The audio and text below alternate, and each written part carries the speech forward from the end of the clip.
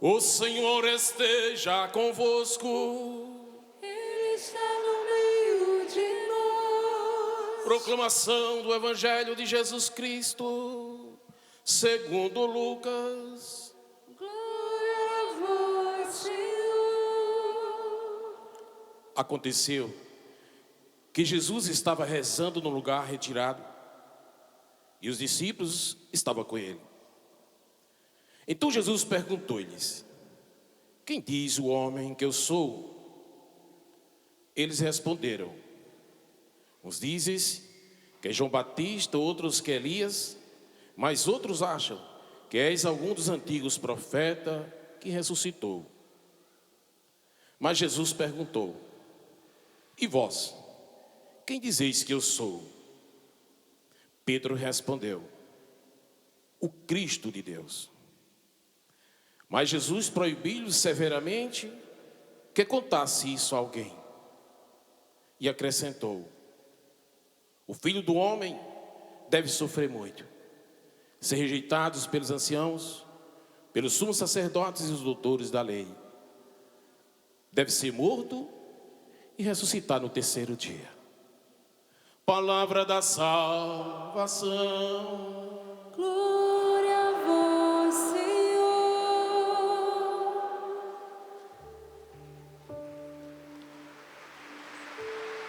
Espere em Deus,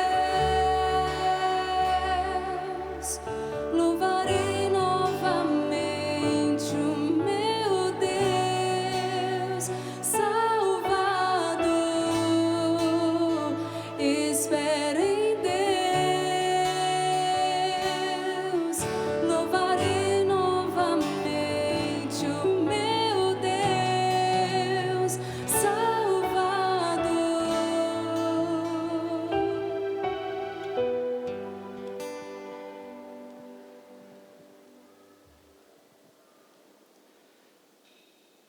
Ave Maria, cheia de graça, o Senhor é convosco.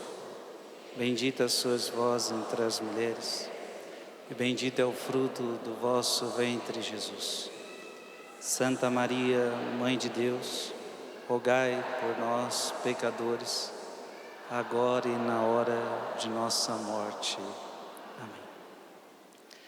Que alegria imensa estarmos aqui com essa missa de abertura do acampamento de São Miguel Arcanjo 2025.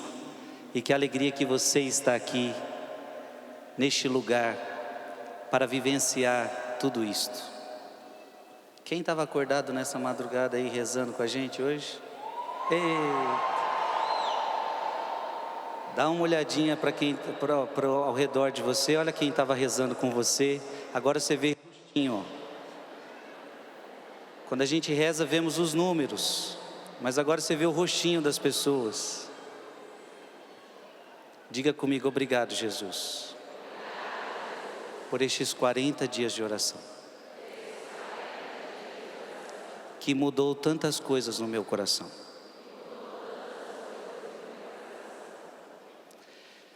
Estamos na missa, eu gostaria que você abrisse a sua Bíblia em Lucas capítulo 9.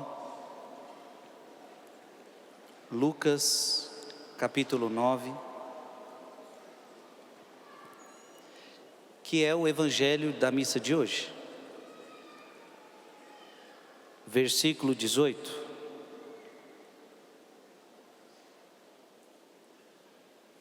Lucas, capítulo 9, versículo 18.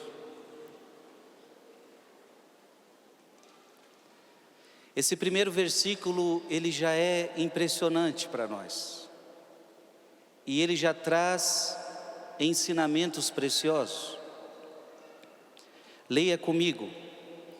Num dia em que ele estava a orar a sós com os discípulos, perguntou-lhes: quem dizem que eu sou? Eu gostaria de primeiro focar neste primeiro versículo, nessas primeiras palavras. Num dia em que ele estava a orar a sós com os discípulos.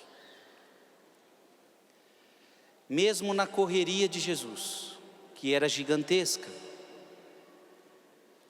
ele encontrava tempo para se recolher. Ele encontrava tempo para orar.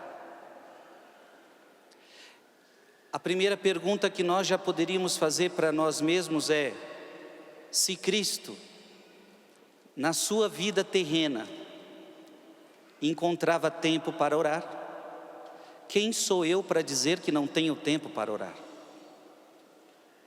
Mesmo na sua rotina, mesmo na sua loucura de vida. E esses dias de oração que vivemos foi uma prova de que, se a gente quiser, a gente ora, sim ou não? Se a gente se organizar, a gente ora, sim ou não? Eu via vocês comentando nas redes sociais: bora dormir mais cedo.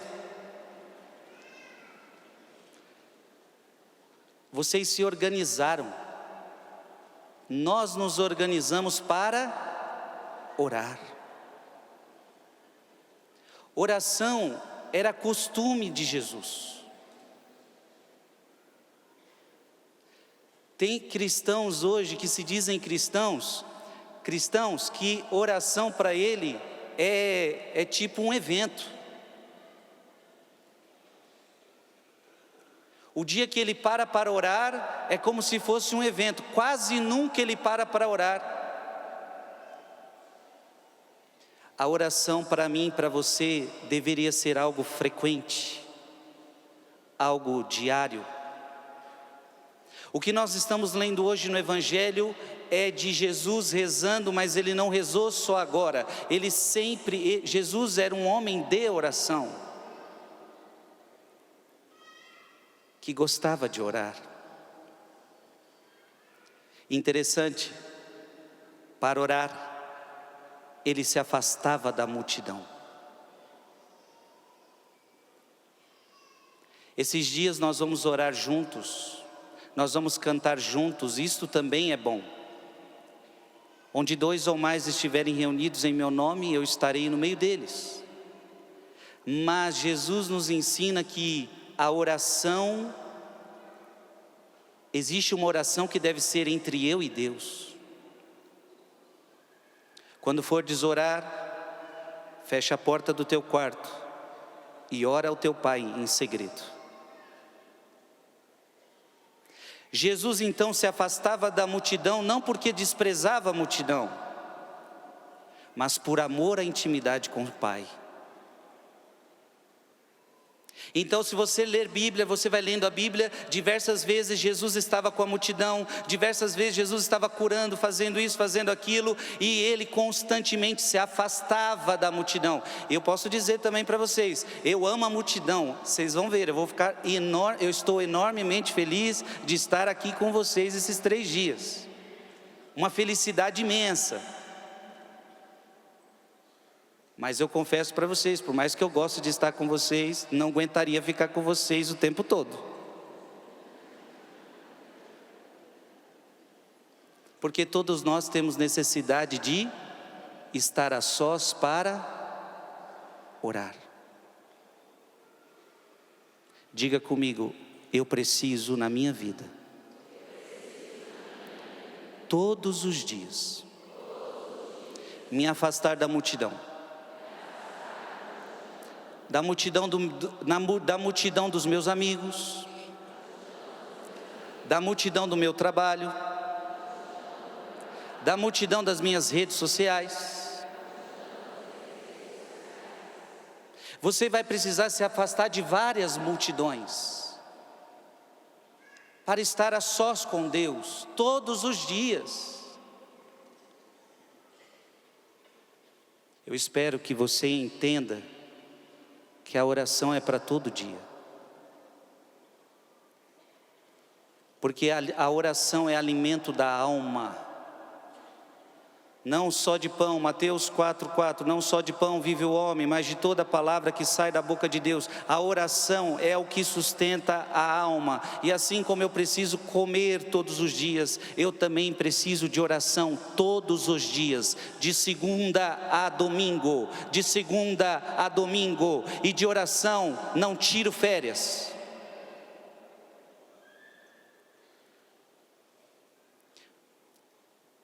rezamos, por exemplo, domingo a gente acordava na madrugada para orar, sim ou não? Mas todos os domingos eu rezei o rosário. E eu não estou me colocando como exemplo, eu só estou dizendo que domingo também é dia de orar, mais do que nunca. É dia da Santa Missa, é dia de oração. Da oração a gente não tira férias. Aliás, quando você estiver de férias, aí que você tem mais tempo para orar. Não está trabalhando, está de férias. Agora veja que bonito, Jesus ele traz os discípulos para orar com ele. Porque hoje o evangelho tinha vezes que Jesus rezava sem a presença dos discípulos, mas agora aconteceu que Jesus estava rezando num lugar retirado e os discípulos estavam com ele. Jesus quer que você reze com ele. Amém? E que bonito foi esses 40 dias nós rezando com ele, diante do Santíssimo Sacramento. Jesus quer que você reze com ele. E ali naquele silêncio, naquela oração, é como se fosse o mestre modelando os seus discípulos. Como é que Cristo modela os seus discípulos? Não só falando, mas rezando. Como é que eu me torno um verdadeiro cristão? Não só lendo, não só estudando, não só agindo com a mente, mas oração. Então Jesus, ele ensinava os discípulos, mas não parava nisto.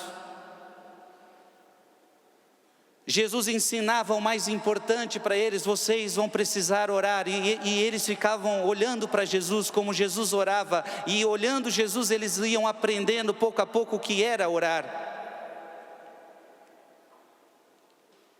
Até aquele momento que eles mesmos pedem para Jesus, perguntam para Jesus: ensina-nos a orar.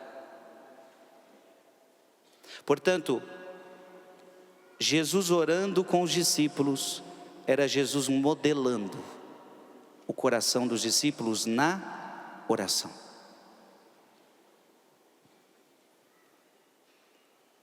Você vai se tornar o que Deus quer de você se você se tornar uma pessoa de oração. Eu, Frei Gilson, serei o padre que Deus quer se eu oro.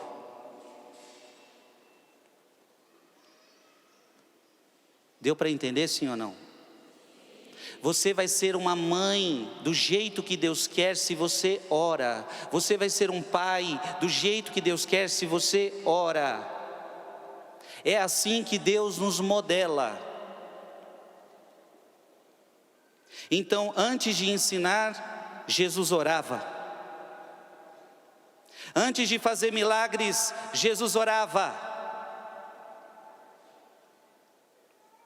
Antes de escolher os seus 12 discípulos, Jesus orava. Antes de tomar decisões, Jesus orava. E a gente muitas vezes é assim: primeiro trabalho, primeiro não sei o que. Se sobrar tempo, a gente reza.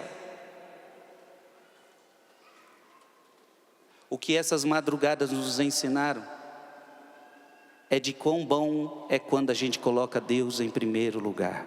Sim ou não? O seu dia é diferente, sim ou não?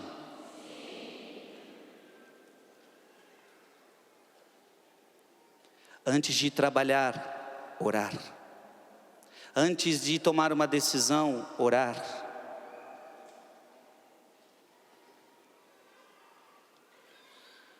Os discípulos estavam com ele. Então, esse estar com ele não é só simplesmente sentado ao lado dele, mexendo em alguma coisa. É estar com ele aprendendo a orar, estar com ele na intimidade, estar com ele sendo modelado por ele, sendo ensinado por ele. Quando Jesus reza, não é mera formalidade, é intimidade.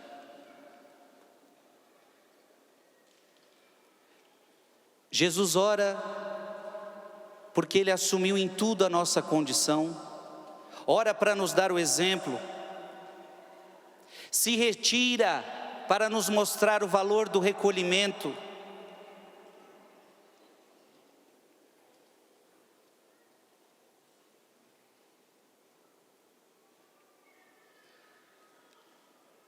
Jesus ali chama seus discípulos para orar, porque em breve Ele fará uma pergunta importante, e essa pergunta só será respondida do jeito correto em espírito de oração. Existem perguntas que só conseguiremos dar respostas mediante a oração. Quem não reza só emite opinião. Quem não reza só fala o que está na sua cabeça.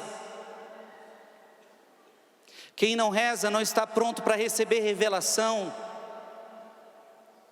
Quem não reza não vai escutar o que Deus quer falar. Jesus está prestes a fazer uma pergunta essencial. E como é que Jesus prepara os discípulos para uma pergunta essencial? Rezando. Eu já quero dizer para você que Deus, esses tempos que nós ficamos juntos orando, era Deus te preparando para coisas importantes na sua vida. E para coisas importantes na sua vida que virão, Ele te preparou em espírito de oração, para que você estivesse mais preparado e preparada.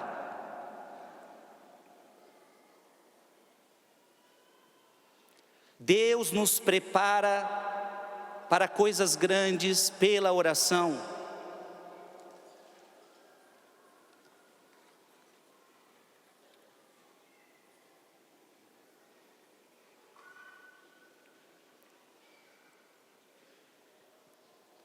Diga comigo, eu preciso aprender a orar.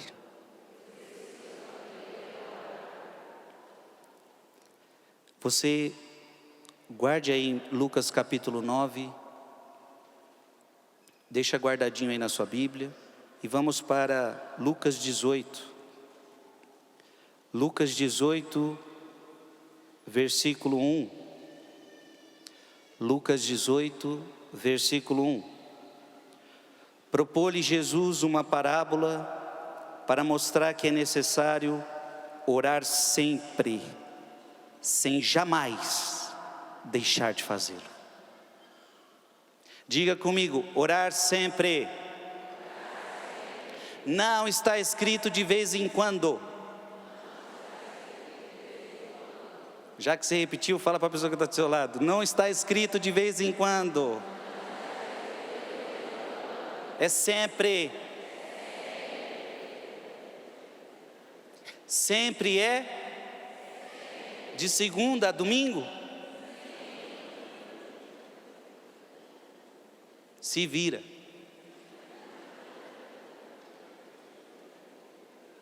Quem está falando é Frei Gilson ou é Jesus?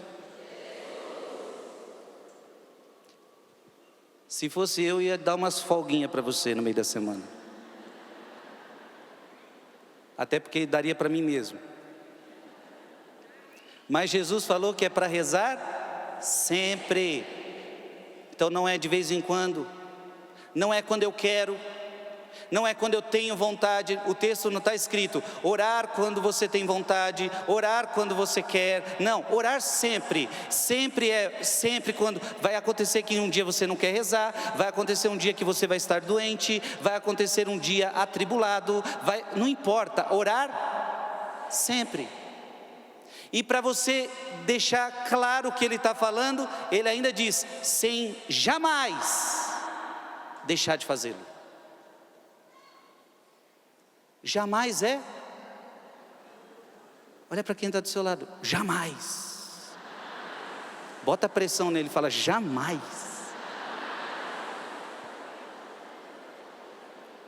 Aí pergunta para ele assim, nem quando eu for para a praia?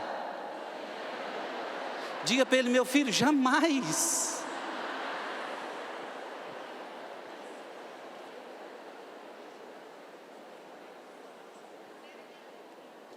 Está dando para entender, sim ou não? A oração é importante. Agora Jesus vai em outra palavra mostrar a importância da oração. Eu quero que você abra sua Bíblia em Lucas 22, 40.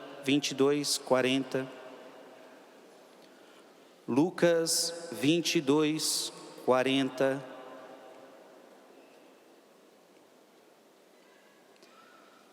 Ao chegar àquele lugar, disse-lhes, leia aí comigo, orai para que não caiais em tentação.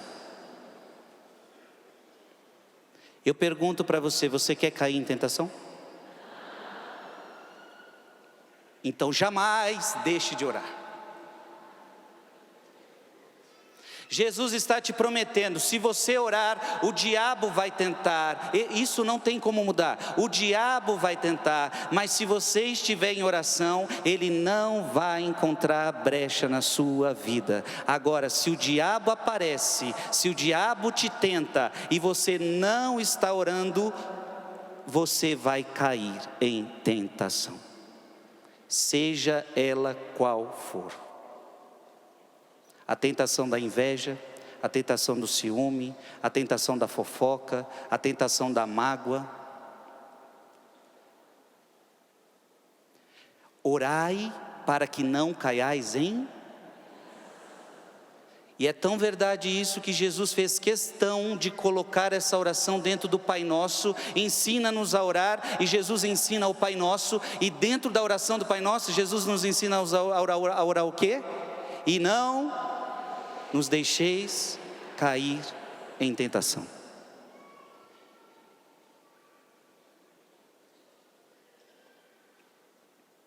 Eu estou sendo muito tentado, Frei. Vá rezar. Quanto mais tentação, mais reza você tem que ter. Deu para entender, sim ou não? 1 Tessalonicenses,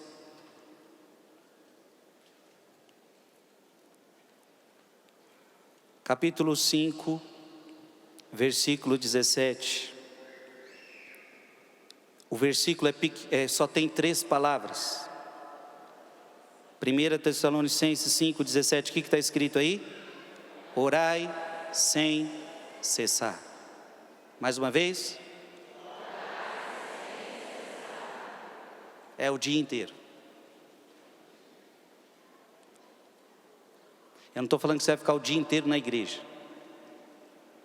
Eu não estou falando que você vai ficar o dia inteiro plantado numa live do YouTube. Terezinha diz que oração é um olhar lançado ao céu. É um impulso do coração. Romanos capítulo 12. Romanos capítulo 12, versículo 12. Romanos 12, 12. Sede alegres na esperança, pacientes na tribulação e perseverantes na oração. Abra sua Bíblia em Efésios, capítulo 6, versículo 18. Efésios capítulo 6, versículo 18. Repete comigo. Intensificai as vossas invocações e súplicas. Veja, a Bíblia está falando para você intensificar. O que nós fizemos esses 40 dias? Intensificamos. Depois, repita comigo. Orai em toda circunstância. O que é em toda circunstância?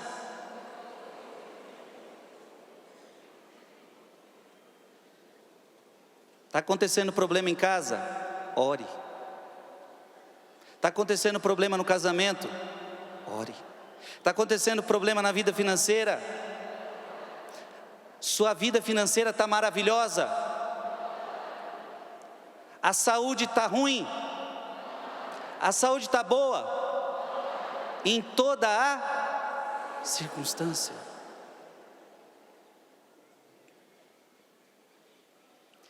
Pelo Espírito no qual perseverai em intensa vigília. Ó que bonito, vigília. O que nós fizemos esses dias? Vigília. De súplica por todos os cristãos. Aplaude essa palavra.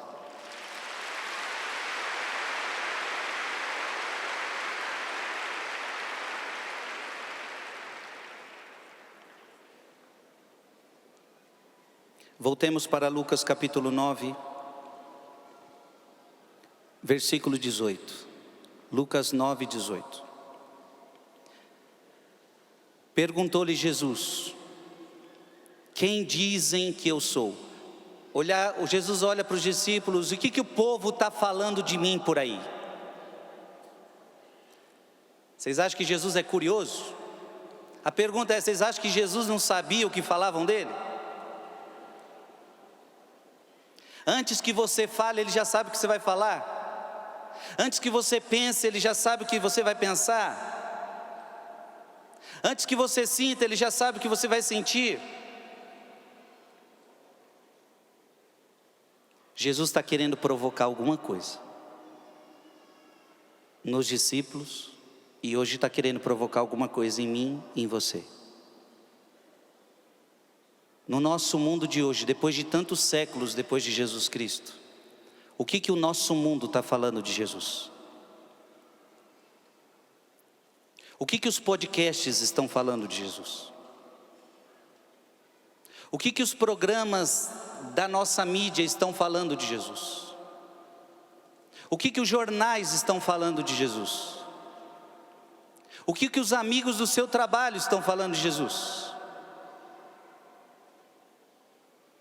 O que na sua faculdade está se falando de Jesus? O que a seu grupinho de família fala de Jesus?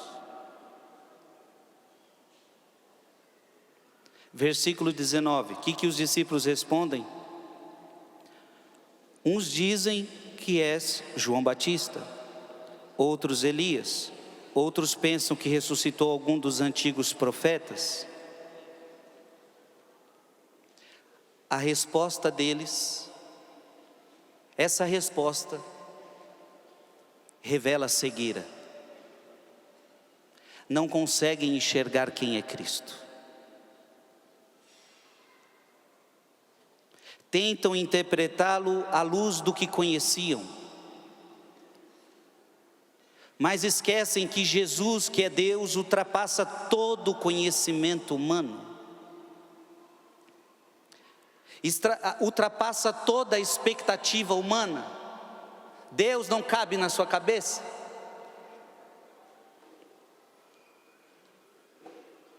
Veja, por mais que pareça piedoso, porque João Batista e Elias são grandes homens, por mais que pareça piedoso, mas ainda é errada esta fala.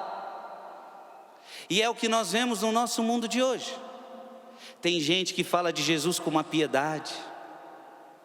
Tem gente que fala da religião com uma piedade, mas está falando algo errado. Não está baseado na verdade. Veja, podemos ter pessoas piedosas, falando até com zelo, falando até com amor, até com respeito, mas a pergunta não é se você é piedoso no que você fala, a pergunta é se está certo o que você fala. Então eu pergunto para vocês, o que o povo pensa de Jesus, que ele é João Batista, que ele é Elias, resposta certa ou errada? Certo ou errada?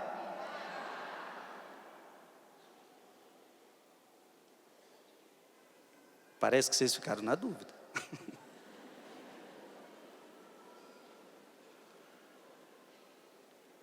Jesus, quem é maior, Elias ou Jesus? Jesus é o Deus de Elias. Na transfiguração Elias aparece, mas quem está no meio é Jesus. Quem brilha na transfiguração é Jesus. Quem brilhava na transfiguração não era nem Moisés, nem Elias. Quem brilhava era Jesus. Jesus é o Deus de Elias. Jesus é o Deus de João Batista, a qual o próprio João Batista disse: eu não sou digno de desamarrar a correia dos seus pés, a correia de suas sandálias. Veja que para o povo, queriam colocar Jesus no mesmo patamar de João Batista, no mesmo patamar de Elias. Ei, não, vocês não estão entendendo nada. E isso revela o quê? Cegueira espiritual. A pior coisa que tem é quando você tem a cegueira espiritual, onde você não sabe quem é Jesus.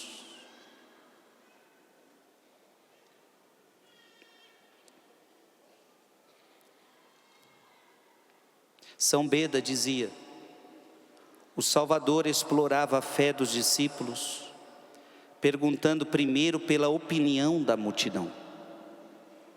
Qual é a opinião da multidão? E eu já quero dizer para você, repete comigo: fé não é opinião. Diga comigo: fé não é opinião. Deixa guardadinho aí Lucas capítulo 9, vamos para Hebreus capítulo 11. O que é fé? Hebreus capítulo 11, versículo 1. Fé é o fundamento da esperança, é a certeza a respeito do que não se vê. Portanto, diga comigo: fé não é opinião. Fé é certeza. Opinião você tem uma hoje, pode mudar amanhã. Qual a sua opinião sobre isto? A minha opinião sobre isto é tal. Amanhã mudo de opinião. Você já mudou de opinião alguma vez na vida, sim ou não? Eu várias vezes. É opinião. Opinião é opinião. Você muda. Você vai de acordo com o momento. Jesus não pode ser um momento na sua vida. Jesus quer despertar não opinião. Jesus não quer que você tenha opinião sobre Ele. Jesus quer que você tenha fé nele.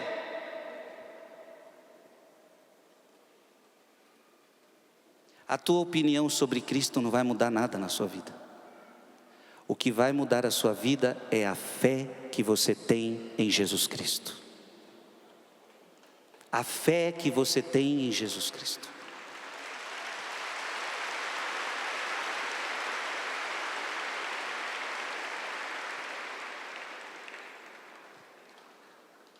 Abra sua Bíblia em João capítulo 3. João capítulo 3.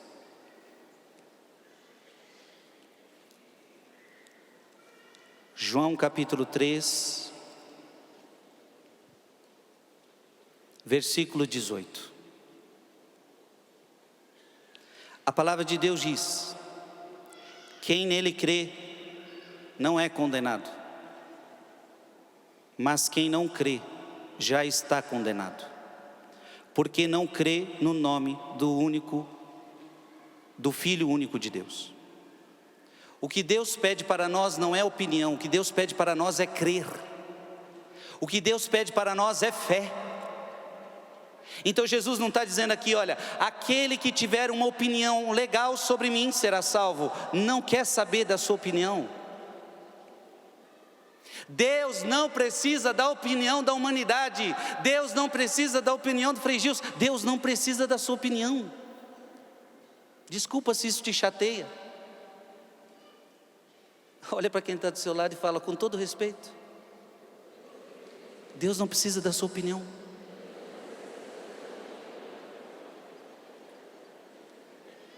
Pergunta assim para ele: sabe o que a sua opinião representa para Deus? Você já sabe a resposta? Nada. Não muda. Com todo respeito a todos os cientistas, todo respeito, a ciência é maravilhosa, nos ajuda. Quando a gente está doente, a gente sabe o tão bom que uma ciência faz. Mas Jesus não depende do que a ciência pensa sobre ele. Jesus não depende do que os professores desta terra pensam sobre ele. Jesus não depende da opinião de nenhum ser humano desta terra. Ele é Deus.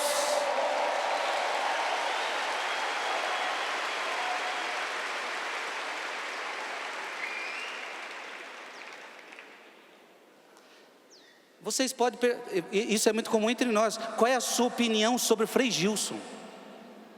Aí começa a fofocaiada. A sua opinião sobre o Frei Gilson, beleza. Eu sou ser humano igual a você. Você pode ter, aí vai ter a opinião do que gosta, do que não gosta. Vai ter a opinião que está no meio, gosto, mas não gosto. E está tudo tranquilo. É sua opinião e a gente tem que respeitar a opinião do outro, sim ou não? Se você falar, você gosta disso, não gosto, você tem que respeitar a minha opinião. Agora, no que diz respeito a Deus, Ele não te pede opinião, Ele te pede fé.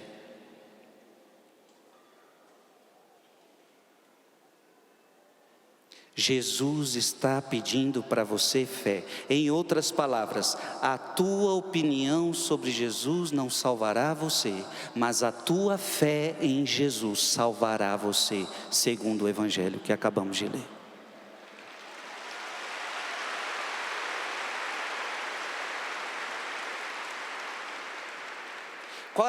Se alguém te perguntar qual a sua opinião sobre Jesus, não tenho opinião, eu tenho fé, certeza. Certeza que Ele é meu Deus, meu Senhor e o meu Salvador. Ele é o meu Criador, o meu Salvador e o meu Santificador. Pai, Filho, Espírito Santo. Eu não tenho opinião, tenho certezas. Mas você vê, não preciso ver. Porque fé é a certeza daquilo que não se vê.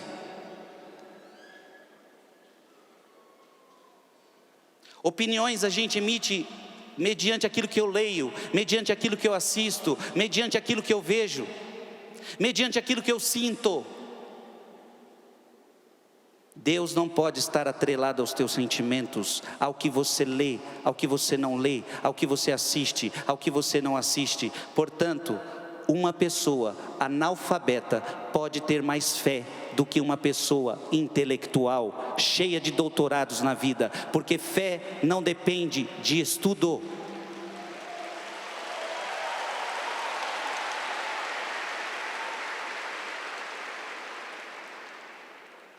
Prova bíblica. Atos dos Apóstolos, capítulo 4.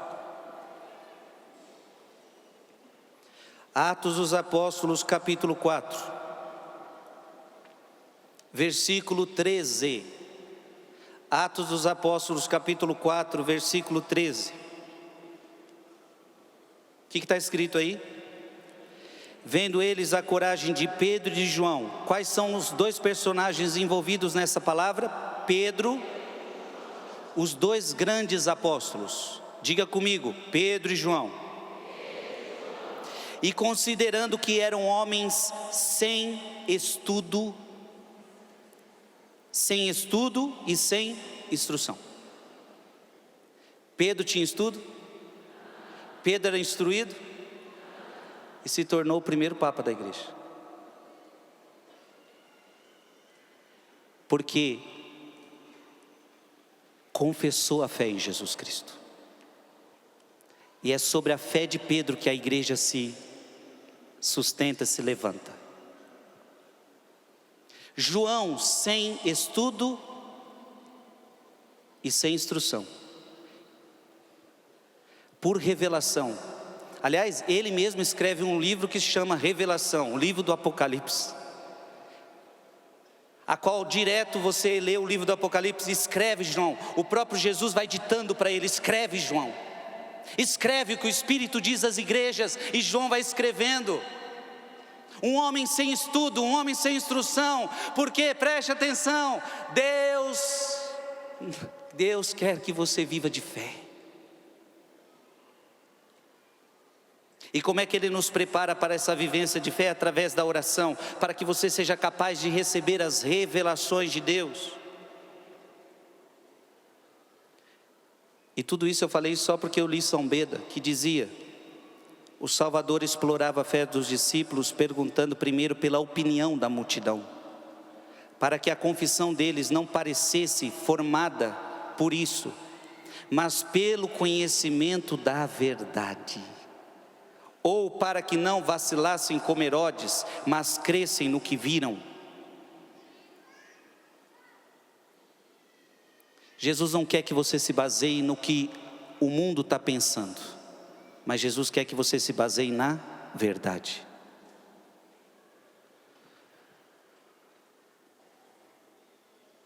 Você não deve se basear no que o nosso mundo vai falar sobre Jesus. Você se baseia na verdade. Ah, mas a televisão falou isso. Ah, mas não sei quem falou isso. Respeitamos. Mas você como cristão, você não se baseia nos pensamentos dos homens, na opinião dos homens. Você se baseia na verdade. E o que é a verdade? Abra sua Bíblia. João, Evangelho de Jesus Cristo segundo João 14. João 14, versículo 6. João 14, 6. Jesus lhe respondeu: eu sou o caminho, a verdade e a vida. Ninguém vai ao Pai senão por... Quem é a verdade? Então, quando alguém estiver falando alguma coisa, você tem que ver se o que ela está falando está de acordo com Jesus. Se tiver de acordo com Jesus, ok.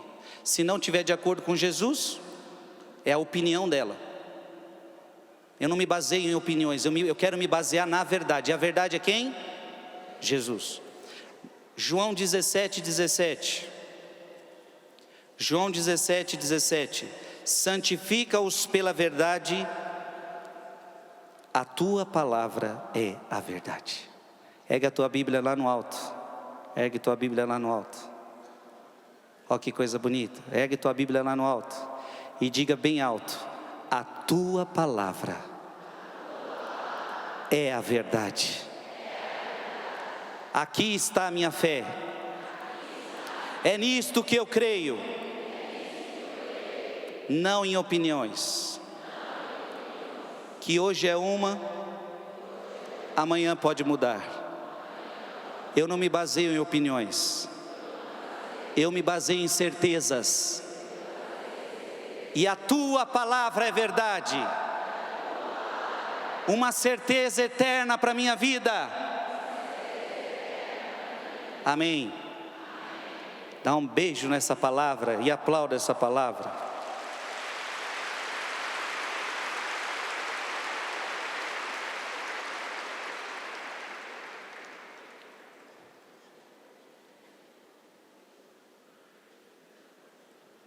Diga mais uma vez para quem está do seu lado: Deus não quer sua opinião.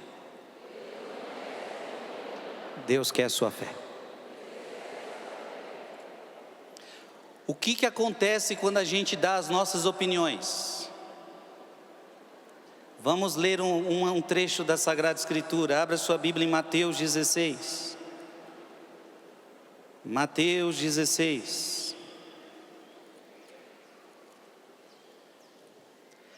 Mateus 16, versículo 23. Jesus está falando para Pedro que ele vai morrer. E aí, Jesus vai responder para Pedro. Mateus 16, 23. O que está escrito?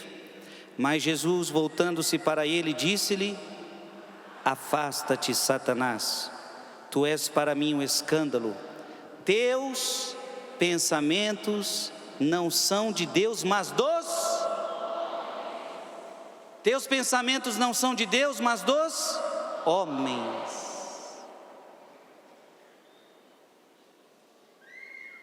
Você quer ter o pensamento de Deus ou o pensamento dos homens? Alguém está precisando de ajuda lá? Fiquem calmos, a equipe da Canção Nova já viu vocês, tá bom? Fiquem calmos. A equipe da Canção Nova já viu vocês. Então ali está precisando de ajuda. Pedro recebeu uma bronquinha ou não recebeu? E Jesus chamou Pedro de quê? Afasta-te, Satanás.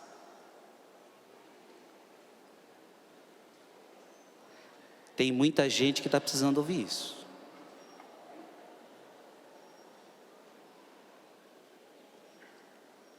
Coloca a mão no seu coração e diga: eu não quero caminhar de acordo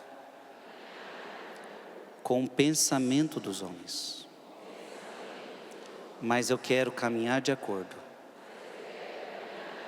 com o pensamento de Deus. Só que tem um problema.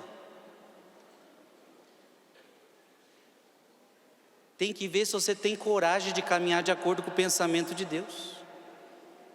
Porque caminhar de acordo com o pensamento de Deus é desagradar os homens. A pergunta é se você está disposto a desagradar as pessoas. A pergunta é se você está disposto a aguentar o rojão.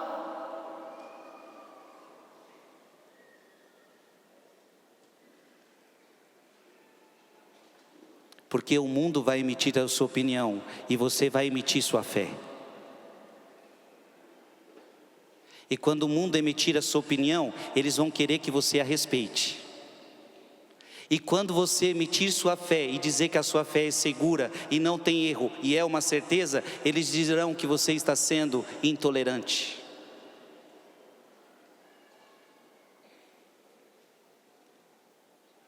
Eles dirão que você está sendo exagerado.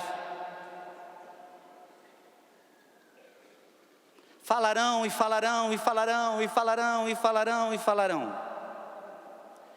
E eu quero que você nunca mais, quando isso acontecer, você tem que ter um versículo na sua cabeça.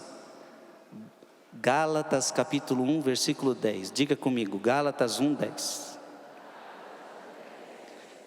Quando você ficar preocupado, o que estão pensando de mim e não sei o que, Gálatas 1, o que está escrito aí? Lá no finalzinho, repete comigo. Se quisesse ainda agradar aos homens, diga mais forte, se eu quisesse ainda agradar aos homens, não seria servo de Cristo. Você escolhe o que você quer. Você quer agradar os homens? Você não pode ser servo de Cristo. Então o cristão não é aquele que caminha de acordo com o que a maioria pensa. Ah, mas a maioria está pensando assim. Então se a maioria está pensando assim, é assim. Não, isso para as coisas do mundo pode acontecer. Com Deus, meu amigo, não funciona assim não. Pode ser que a maioria pensa de um jeito e você não caminha de acordo com a maioria. Você caminha de acordo com o que Deus falou, mesmo que você seja a minoria. Mesmo que você seja a minoria. Se eu quiser agradar aos homens, eu não serei servo de Cristo. Amém?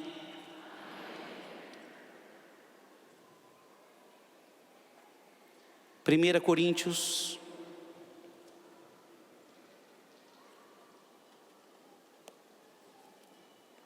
1 Coríntios capítulo 1, versículo 20.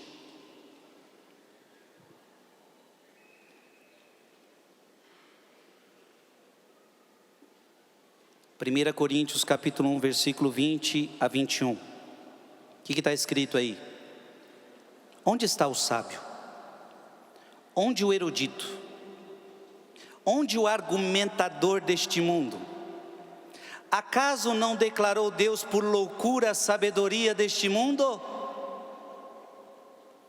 Já que o mundo, com a sua sabedoria, não reconheceu a Deus na sabedoria divina, aprove a Deus salvar os que creem pela loucura da sua mensagem.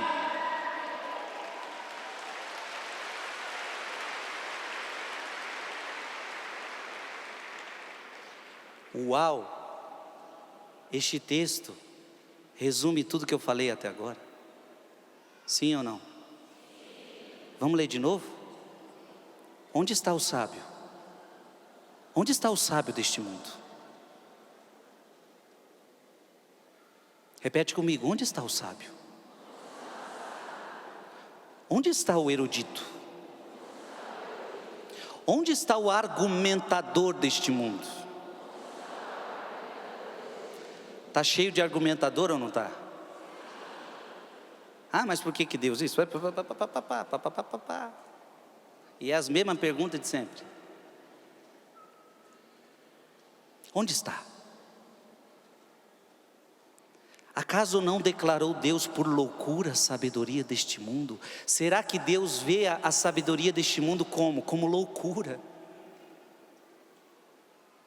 Já que o mundo com a sua sabedoria, veja, preste atenção, já que o mundo com a sua sabedoria não reconheceu a Deus na sabedoria divina. Ora, como pode você, sendo tão sábio, não reconhecer a sabedoria de Deus?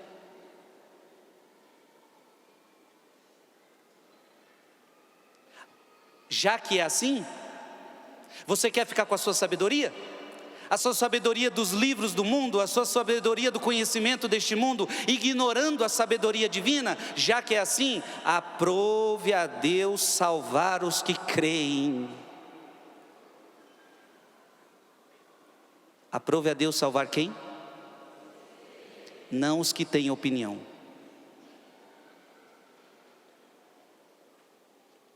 Aprove a Deus salvar os que?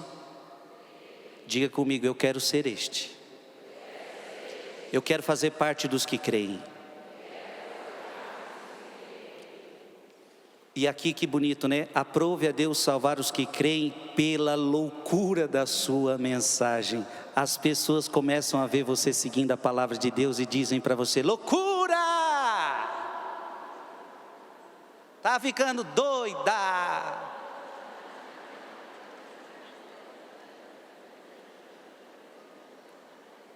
É melhor você ficar na loucura de Deus do que na loucura do mundo.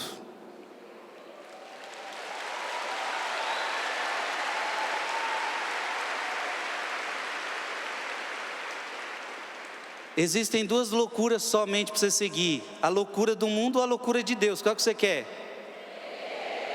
Para essas pessoas que falam para a gente que a gente é louco, devia falar para ela também: e o mundo não está louco? E o mundo não está louco? Então, entre a loucura do mundo e a loucura da mensagem, desta mensagem, eu prefiro ficar com a loucura desta mensagem.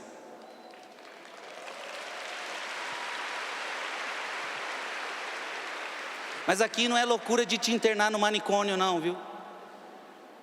Aqui não é loucura depois que você segue Jesus, você ficar uma pessoa chata e insuportável. A loucura da mensagem é loucura para vocês, mundanos. Eu não vou deixar de seguir o Evangelho de Cristo, que é loucura para o mundo, mas para Deus é sabedoria. Loucura é quem está no mundo. Amém? Abra sua Bíblia.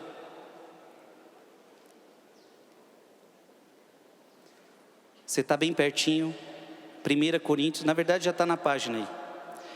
1 Coríntios 2, versículo 5. 1 Coríntios 2, versículo 5. O que está escrito aí?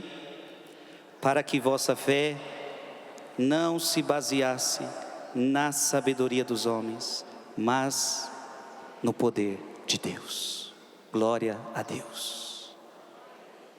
Ergue tua mão direita e diga: para que a minha fé para que a nossa fé não se baseasse na sabedoria dos homens, mas no poder de Deus. Sua fé se baseia no poder de Deus. Ele morreu por você, Ele ressuscitou por você, Ele subiu aos céus por você, Ele voltará para te buscar. É nisso que minha fé se baseia, no poder de Deus.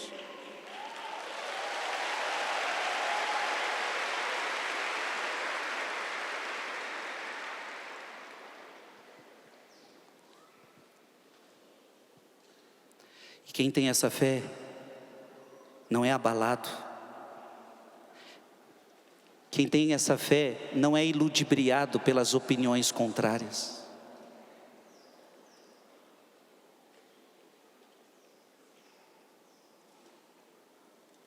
Como é triste, a criança batiza-se, faz a preparação para a catequese, recebe a primeira Eucaristia. Se ela ir muito longe, ela consegue fazer o crisma. E depois ela começa a questionar tudo que ela aprendeu.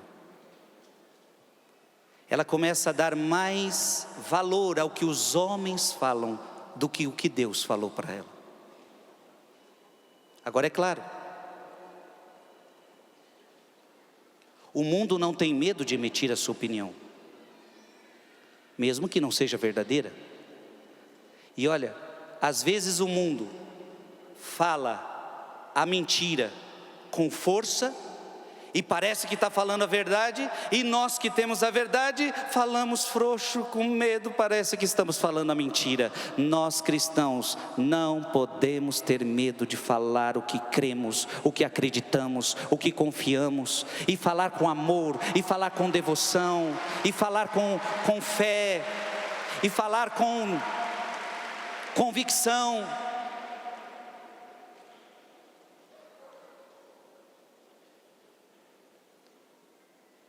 Eu não tenho medo dos comentários que virão depois. Eu não lido com a opinião pública, eu lido com a fé.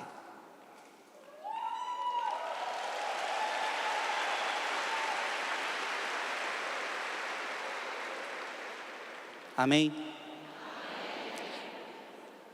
Leia de novo esse versículo, para ficar na sua cabeça: para que a vossa fé não se baseasse na sabedoria dos homens, mas no poder de Deus. Vamos agora para Gálatas. Gálatas capítulo 1.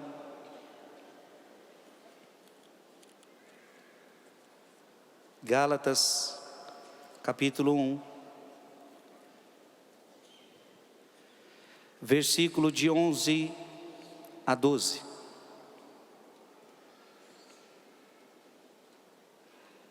Gálatas capítulo 1, versículo de 11 a 12. Leia comigo. Asseguro-vos, irmãos, que o evangelho pregado por mim não tem nada de humano. Olha que bonito Paulo falando. Não tem nada de humano. Versículo 12: não o recebi, nem o aprendi de homem algum, mas mediante uma revelação de Jesus Cristo. Por que que você crê nisto? Porque Deus revelou. Por que que você crê que Jesus é Deus? Porque Ele revelou. Por que que você crê que existe o céu? Porque Ele revelou. Tudo que eu creio é uma revelação do alto. A fé se baseia numa revelação. E Deus é aquele que se revela. Desde o Antigo Testamento, Ele foi se revelando. Eu creio numa revelação do alto e não dos homens. Está dando para entender a diferença, sim ou não? A pergunta de Jesus é para quê? Jesus quer tirar os seus discípulos da opinião dos homens e quer elevá-los para a revelação. Eu não quero que vocês fiquem no que os homens pensam. Não importa o que os homens pensam. Aliás, se você ficar no que os homens pensam, está aí uma verdade, você vai errar, você vai se desgovernar, você vai achar então que Cristo é isso, que Cristo é aquilo, errado. Como é que você vai saber a verdade? Através da fé, através de uma revelação do alto. Abra sua Bíblia, Tiago, capítulo 3, versículo de 15 a 17. Tiago, capítulo 3, versículo de 15 a 17. O que está escrito aí? Esta não é a sabedoria que vem do alto, mas é sabedoria terrena, humana, diabólica.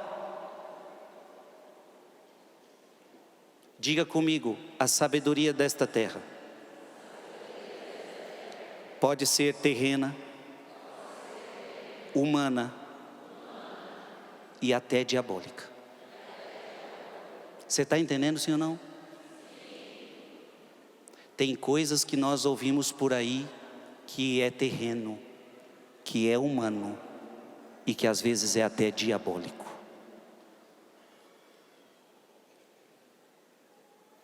Onde houver ciúme e contenda, ali há também perturbação e toda espécie de vícios. A sabedoria, porém, que vem de cima. A sabedoria de Deus vem da onde? De cima. É primeiramente pura, depois pacífica, condescendente, conciliadora, cheia de misericórdia, de bons frutos, sem parcialidade, sem fingimento. Portanto, a sabedoria de Deus vem da onde? De cima. E eu tinha muita coisa ainda para pregar para vocês, mas o tempo acabou. Mas já deu a mensagem. Já consegui passar a mensagem, sim ou não? Então, só para terminar, volte para Lucas capítulo 9. Lucas capítulo 9.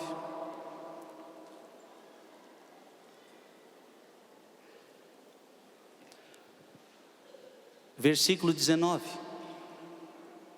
Respondeu-lhes: uns dizem que é João Batista, opinião humana. Outros dizem que é Elias, opinião humana. Outros pensam que ressuscitou algum dos antigos profetas, opinião humana. Aí Jesus vem, versículo 20. Perguntou-lhes então: e vós, quem dizeis que eu sou? Agora ele pegou. Já viu que vocês sabem do que está rolando de por aí sobre mim, nas redes sociais. Agora e para você? Quem sou eu? Pergunto para você que está aqui, para você, quem é Jesus?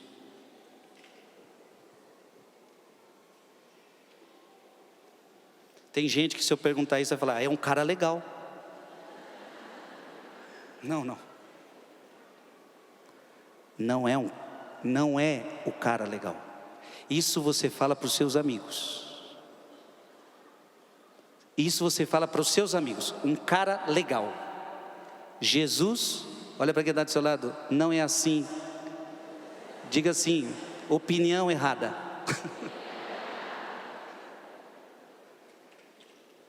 Pedro, que eu mostrei para vocês a passagem, que tinha sido corrigido antes, inclusive podia estar morrendo de medo, eu vou falar nada, eu já falei uma vez, ele me chamou de Satanás.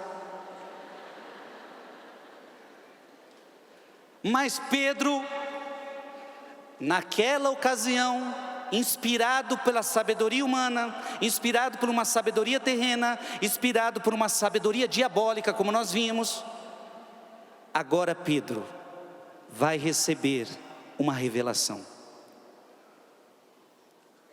O que Pedro responde? Pedro respondeu, o homem não tinha medo não, vou falar de novo.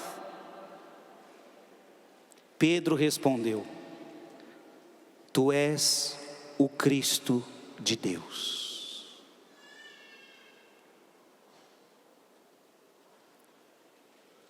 Tu és o quê? Pergunta: Pedro agora acerta ou erra? Acerta, porque agora ele não se baseou no que os outros estão dizendo. Agora ele acreditou e recebeu a revelação do alto. Tu és o Cristo, o Filho do Deus vivo.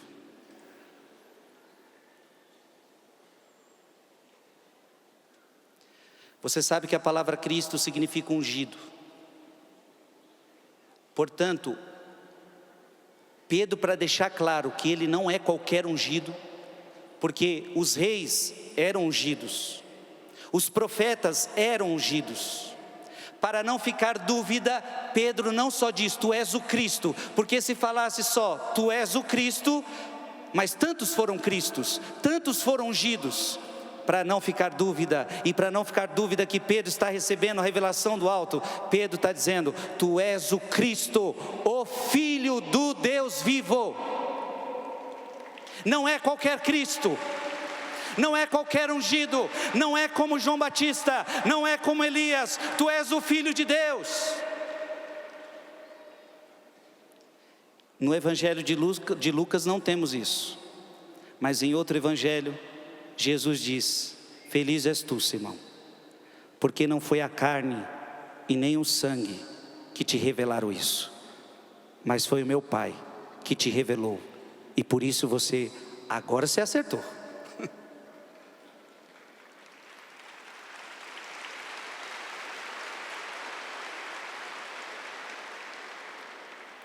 Deu para entender, sim ou não?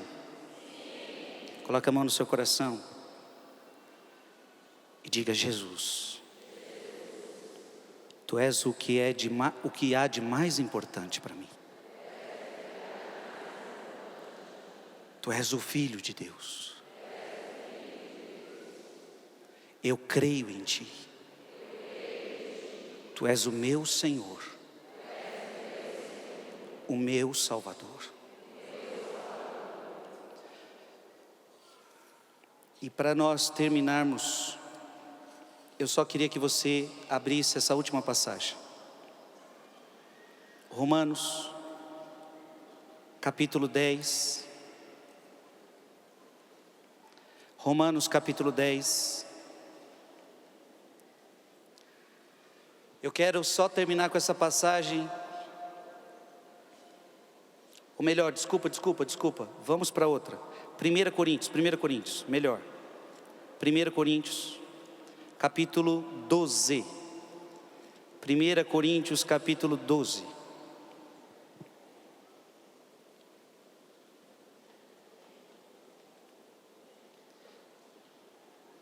Achou aí? 1 Coríntios capítulo 12, versículo 3. Por isso eu vos declaro, ninguém falando sob a ação divina pode dizer: Jesus seja maldito. E ninguém pode dizer: Jesus é o Senhor, senão sob a ação do Espírito Santo. Ergue tua mão direita e diga: ninguém pode dizer que Jesus é o Senhor, senão sob a ação do Espírito Santo. Então o que está acontecendo com Pedro? Pedro, para responder: tu és o Cristo, o Filho do Deus vivo, ele está sendo inspirado por quem? Quando se trata das coisas do mundo, você tem a liberdade de dar a sua opinião. Mas eu só diria para você: quando se tratar de Cristo, esqueça as opiniões.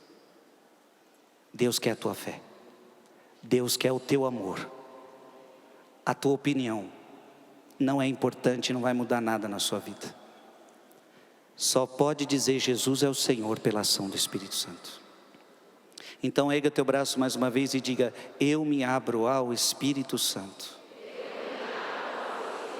E a partir de hoje, não quero mais me basear na opinião dos homens, na sabedoria terrena, na sabedoria humana, na sabedoria diabólica.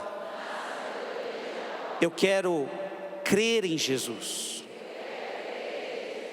Eu quero ter fé e crer na revelação que vem de cima, que vem do alto, que vem do Espírito. E assim não serei enganado. Mesmo que pareça loucura para os homens, eu prefiro a loucura da mensagem de Cristo do que seguir a loucura deste mundo. Então, para este mundo eu posso ser louco, mas para Deus eu serei sábio. Amém?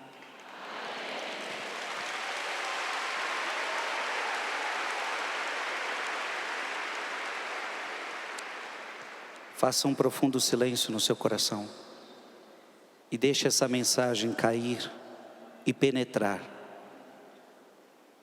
na tua alma agora.